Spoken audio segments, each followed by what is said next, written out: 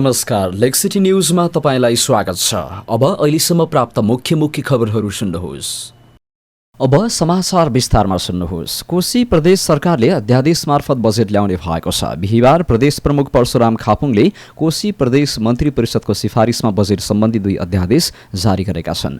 प्रदेश प्रमुखको कार्यालयका प्रवक्ता नरेन्द्र कुमार श्रेष्ठका अनुसार खापुङले कोशी प्रदेश आर्थिक अध्यादेश 2080 र कोशी प्रदेश विनियोजन अध्यादेश 2080 जारी गरेका हुन्। 2 अध्यादेश जारी भएसँगै कोशी प्रदेश सरकारलाई अध्यादेशबाट बजेट ल्याउन बाटो खोलेको छ। अल्पमतमा परेको एमालेका मुख्यमन्त्री हिक्मत कार्की नेतृत्वको सरकारले कानूनी अल्झन आउने जोखिम देखेपछि बिहिबार नै आर्थिक वर्ष 2080-81 को बजेट ल्याउने तयारी गरेको हो। अध्यादेशबाट बजेट ल्याउन मन्त्री परिषदको सिफारिसमा प्रदेश प्रमुख परशुराम खापुङले प्रदेश सभाको चालू वर्ष अधिवेशन बुधबार राति 12 बजेदेखि लागू हुने गरी अन्त्य गरेका छन्। बुधबार प्रदेश प्रमुख परशुराम खापुङले प्रदेश सभामा आगामी आर्थिक वर्ष 2080-81 को वर्षको बजेटको नीति तथा कार्यक्रम प्रस्तुत गरेका थिए। नीति तथा कार्यक्रम प्रस्तुत भएपछि बुधबार साँझ बसेको मन्त्री परिषदको बैठकले प्रदेश सभाको चालू बजेट अधिवेशन अन्त्य गर्ने निर्णय गरेको थियो। जनता समाजवादी पार्टी र माओवादी केन्द्रले प्रदेश सरकारबाट समर्थन फिर्ता लिएपछि कार्की नेतृत्वको सरकार अल्पमतमा परेको छ। नेकपा एमालेका सांसद रघुजी पन्तले भारतको संसद भवनमा अखण्ड भारतको नाममा नेपालको भूमि समेटिएको नक्सा राखिएको सम्बन्धमा सरकारले कूटनीतिक नोट पठाउनुपर्ने बताएका छन्। बिहिबार प्रतिनिधि सभा बैठकको आकस्मिक समयमा बोल्दै सांसद पन्तले नेपाली भूमि भारतीय नक्सामा समेटिँदा समेत राज्य मौन भएको भन्दै यस्तो मौनता देशको स्वाधीनताप्रतिको बेवास्ता भएको बताएका छन्।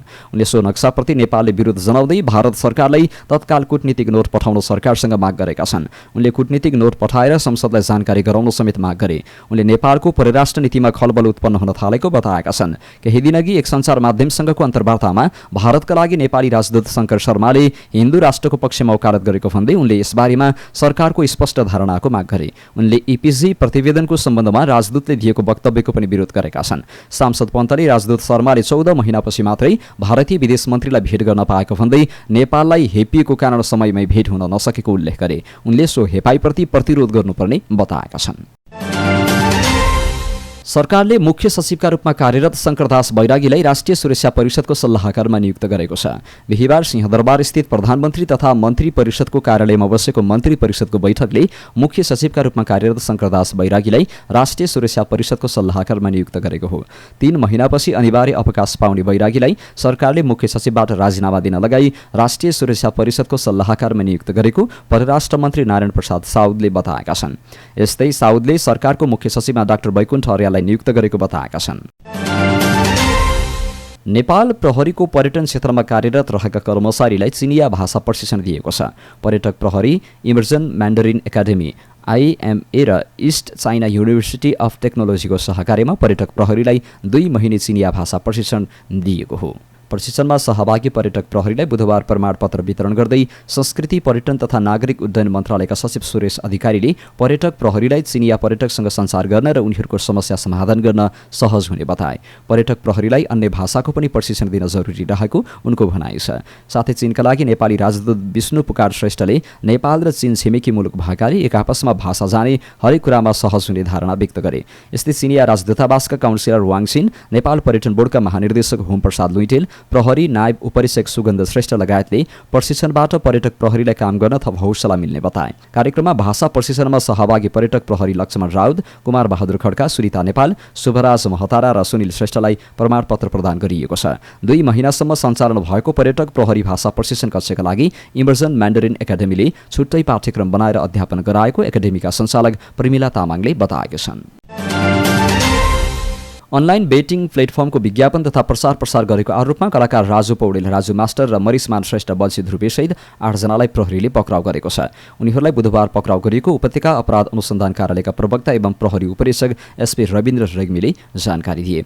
एसपी रेग्मीका अनुसार पक्राउ पर्नेमा मरिसमान श्रेष्ठ, बल्छी ध्रुवे, राजु पौडेल, पवन खतिवडा, एलिस राई, जोलन घरती मगर, गणेश देवकोटा, सरोज घिमिरे र बेगम नेपाली रहेका छन्।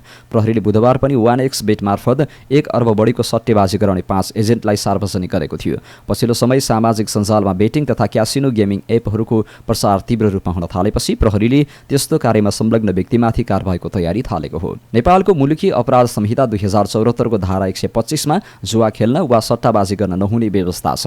धारा 125 को 920 को उपदफा 910 को क मा पहिलो पटक जुवा खेल्ने वा खेलाउनेलाई 3 महिनासम्म कैद वा 30,000 रुपियाँसम्म जरिवाना र उपदफा ख मा दोस्रो पटकदेखि जुवा खेल्ने वा खेलाउनेलाई 1 वर्षसम्म कैद र 50,000 सम्म जरिवाना र त्यसपछिको कसुरमा पटकै पछि थप 3 महिनासम्म कैद र 10,000 रुपियाँसम्म जरिवाना हुने व्यवस्था छ। पक्राउ परेकाले युट्युबबाट 1x एप मार्फत बेटिङको प्रसार गरेको आरोप प्रहरीको छ। युट्युबमा प्रोमो कोड प्रयोग गरी 1x बेटिङमा छुट प्राप्त गर्न सकिने भन्दै विज्ञापन देखिएको छ। सरकारले नेपालमा अनलाइन सट्टेबाजी गराउने 1x बेट लगायत वेबसाइटमाथि प्रतिबन्ध लगाउने निर्णय गरे पनि अनलाइन मार्फत सट्टेबाजी गर्ने गराउने प्रवृत्तिमा नियन्त्रण हुन सकेको छैन। राष्ट्रिय आविष्कार केन्द्रका प्रमुख महावीर पुनले राजनीतिमा आउने सङ्केत गरेका छन्। उनले आफू सांसद बन्ने सम्भावना 1% रहेको उल्लेख गरेका छन्।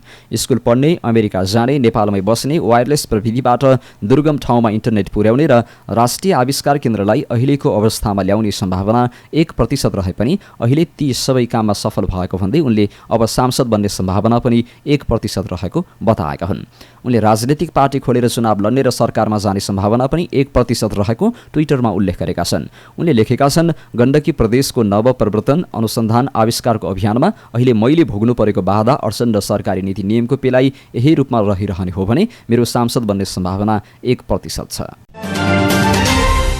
राष्ट्रिय सतर्कता केन्द्रले सिंहदरबार भित्रका कर्मचारीहरूको छड्के अनुगमन गरेको छ। कर्मचारीहरूले हाजिर गरेर टाप कसने गरेको गुनासो बढेपछि सतर्कता केन्द्रले सिंहदरबार दक्षिण गेटमै बसेर अनुगमन गरेको हो। राष्ट्रिय सतर्कता केन्द्रका सूचना अधिकारी हरिप्रसाद शर्माले कार्यालय समयमा कर्मचारीहरू नहुने गरेको गुनासो आएपछि अनुगमन गरेको बताएका छन्। अनुगमनमा खटाइएको टोलीले रिपोर्ट दिएपछि आवश्यक निर्णय लिने बताए। कर्मचारीहरूले गलत नै गरेको पाइए सम्बन्धित मन्त्रालयमा हामी लेखेर पठाउँछौँ। शर्माले भने अनुगमनमा खटिएका साथीहरू कस्तो रिपोर्ट ल्याउनुहुन्छ हेरौँ न। उनले कर्मचारीहरूमाथि बेला बेला अनुगमन गर्ने गरेको भन्दै आजको पनि नियमित प्रक्रिया अनुसारकै भएको बताए। सतर्कता केन्द्रले सिंहदरबारबाट बाहिरिने कर्मचारीहरूको परिचय पत्र हेर्दै उनीहरूको नाम, कार्यालय, कर्मचारी सङ्केत नम्बर र बाहिर जानुको कारण समेतको विवरण टिप्पण गरेको छ। विवरणमा अधिकांश व्यक्तिगत कामका लागि सिंहदरबार भित्रबाट बाहिर निस्किएको देखिएको छ। सिंहदरबारबाट बाहिरिने कर्मचारीहरूले व्यक्तिगत काम, छलफल, तेल हाल्न, अस्पताल जान, चिठी पुर्याउन, खाना खान, संसद भवन जान लगायतका विवरण टिपाएका छन्। कर्मचारीहरू कार्यालय समय सुरु हुँदा हाजिर गर्ने, व्यक्तिगत कामका लागि दिनभर हराउने र बेलुका कार्यालय समय सकिने बेला फेरि हाजिर गरेर हिँड्ने गरेको गुनासो बढेपछि सतर्कता केन्द्रले आज बिहान 10 बजेदेखि छड्के अनुगमन गरेको थियो। प्रस्तावित प्रधान न्यायाधीश हरिकृष्ण कार्कीको आजको सुनवाई सकिएको छ। प्रस्तावित प्रधान न्यायाधीश कार्कीले सिंहदरबारमा आज बसेको संसदीय सुनवाई समितिको बैठकमा आफ्नो कार्ययोजना पेश गरेका छन्। त्यसक्रममा उनले इच्छा विपरीत आफू न्यायाधीश बनेको तर इमान कायम राखेको बताएका थिए। सुनवाई समितिको अर्को बैठक शुक्रबार 8 बजे बस्नेछ। शुक्रबारको बैठकमा सवाल जवाफ हुने तय भएको छ। कायम मुकायम प्रधान न्यायाधीश समेत रहेका कार्की गत वैशाख 25 गते संवैधानिक परिषदको बैठकबाट प्रधान न्यायाधीशमा सिफारिस भएका थिए। विपर्जोय आँधीका कारण भारतका विभिन्न राज्यमा 7 जनाको मृत्यु भएको छ। 9वटा राज्य तथा केन्द्र शासित प्रदेशमा प्रभाव पारेको आँधीले रुख तथा बिजुलीका पोल ढल्दा जनधनको क्षति भएको भारतीय सञ्चार माध्यमहरूले जनाएका छन्। अरब सागरमा बनेको चक्रवात गुजरातको तटीय क्षेत्रमा प्रवेश गर्ने भएपछि गुजरात सरकारले 38,000 जनाभन्दा धेरै मानिसलाई सुरक्षित ठाउँमा सारेको छ। पाकिस्तानको सिन्ध प्रान्त कराँचीमा पनि मानिसहरूलाई सुरक्षित ठाउँमा सार्ने काम भइरहेको छ। भारतको मौसम विज्ञान विभागले गुजरात सहित 9वटा राज्यमा चेतावनी जारी गरेको छ। आँधीसँगै बाढी समेत आउन सक्ने भन्दै भोलिसम्मका लागि चेतावनी जारी गरिएको बीबीसीले जनाएको छ। अन्तमा खेल खबर। क्रोएसिया नेदरल्यान्डलाई अतिरिक्त समयमा पराजित गर्दै UEFA नेसन्स लिगको फाइनलमा प्रवेश गरेको छ। ब्रुनो पेटकोभिच र लुका मोड्रिचले अतिरिक्त समयमा गोल गरेपछि क्रोएसियाको उपाधि नजिक पुगेको हो। घरेलु मैदान डे कुइप स्टेडियममा भएको खेलमा डोनायल मालेनले 34 मिनेटमा गोल गर्दै नेदरल्यान्डलाई पहिले अग्रता दिलाएका थिए। तर क्रोएसियाले खेलमा कमब्याक गर्यो। 55 मिनेटमा आन्द्रे क्रमारिसले पेनाल्टीमा बराबरी गोल फर्काए। 72औं मिनेटमा मारियो पासालिसले गोल गर्दै क्रोएसियालाई अग्रता दिलाए। इन्जुरी टाइममा नेदरल्यान्डका नोया लाङले गोल गरेपछि खेल 2-2 को रोमाञ्चक स्थितिमा पुगेको थियो। तर अतिरिक्त समयमा 2 गोल गर्दै क्रोएसियाले बाजी मार्यो। पेटकोभिचले 98 र मोड्रिचले 116 मिनेटमा पेनाल्टीमा गोल गरेपछि क्रोएसियाले फाइनलमा स्थान बनाउन सफल भयो। क्रोएसियाले अब उपाधिका लागि स्पेन र इटाली बीच हुने दोस्रो सेमी फाइनलको विजेतासँग खेल्नेछ। साफ च्याम्पियनसिप फुटबल अघि अभ्यास खेलका क्रममा नेपालले आज फिलिपिन्ससँग मैत्रीपूर्ण फुटबल खेल्दैछ। नेपाली समयअनुसार साँझ पौने 5 बजे फिलिपिन्सको राजधानी मनिला स्थित रिजल मेमोरियल स्टेडियममा मैत्रीपूर्ण खेल सुरु हुनेछ। नेपाल र फिलिपिन्स बीचको यो 7औं भेट हो। यसअघिका 6 खेलमा नेपालले एक खेल जितेको छ भने एउटामा बराबरी गरेको छ। र यसैबीच हङकङमा भइरहेको महिला इमर्जिङ टिम्स एसिया कप क्रिकेटमा नेपाल र भारत ए बीचको खेल रद्द भएको छ। वर्षाका कारण आउटफिल्ड खेल्न लायक नभएपछि नेपालले भारत एसँग खेल्न पाएन र टस नै नभई खेल रद्द गरिएको हो। रद्द भएपछि दुवैले 1-1 अङ्क पाएका छन्। समूह बीमा नेपालले 2 खेलपछि 1 अङ्क छ भने भारतले 3 अङ्क जोडेको छ। यिनै खबरहरूसँगै लेक्सिटी न्युज अहिलेलाई यही सकिएको छ। तपाईँ हामीलाई कहाँबाट हेर्दै हुनुहुन्छ कमेन्टमा उल्लेख गर्न नभुल्नुहोला। ताजा समाचारको लागि हाम्रो च्यानल सब्स्क्राइब गर्न नभुल्नुहोला।